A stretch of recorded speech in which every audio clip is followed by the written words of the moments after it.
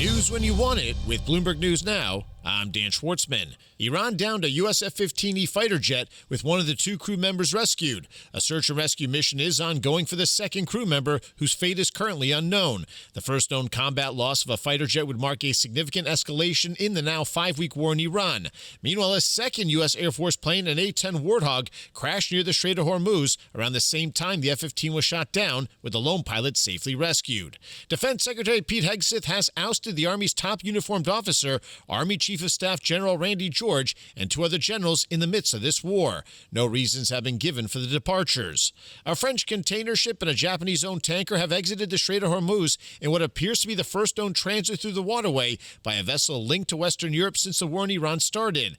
The Islamic Republic has tightened its grip over Hormuz, allowing some ships from friendly nations to move along a pre-approved route, but has threatened to strike vessels allied to the U.S. or Israel. U.S. job growth rebounded in March, and the unemployment rate fell, suggesting the labor market was stabilizing as the Iran war began. Non-farm payrolls rose by 178,000 last month, the most since the end of 2024, led by healthcare employment. Meanwhile, the unemployment rate fell to 4.3%. SpaceX boosted its target IPO valuation above $2 trillion as it gears up to pitch its initial public offering.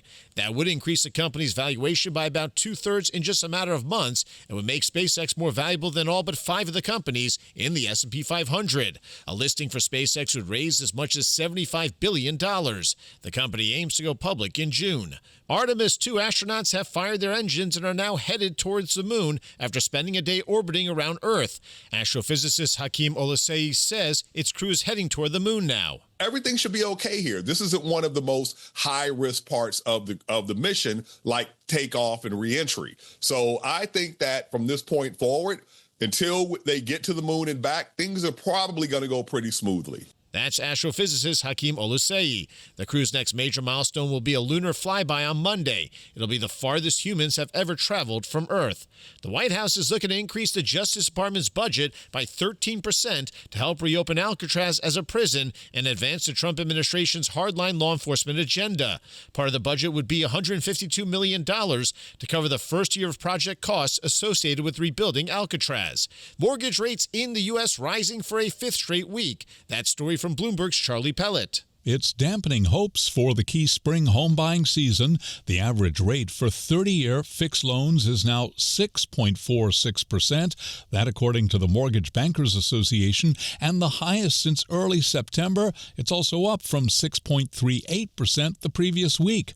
The housing market is entering its traditional peak time of the year for transactions, but concerns about the economy threaten to hold back both buyers and sellers. In New York, Charlie Pellet, Bloomberg Radio. OpenAI's longtime chief operating officer, Brad Lightcap, is shifting into a new role to lead special projects and report directly to CEO Sam Altman. The move comes ahead of the startup preparing for a possible initial public offering.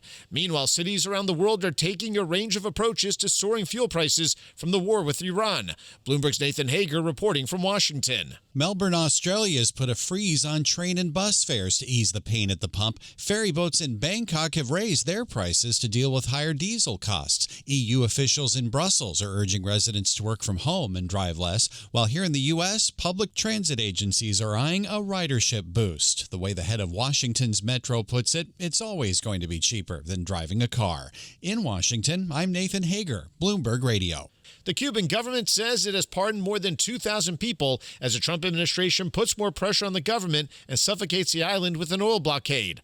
Cuba's government said the pardons were a humanitarian gesture in connection with Holy Week, but didn't name who was released or under what conditions or their crimes. We check markets all day long here at Bloomberg. U.S. and European markets all closed for Good Friday, but in Asia, the Nikkei in Japan gaining 1.3% today. The Hang Seng in Hong Kong falling 0.7%, while China's CSI 300 was down about 0.8%. That's news when you want it with Bloomberg News Now. I'm Dan Schwartzman, and this is Bloomberg.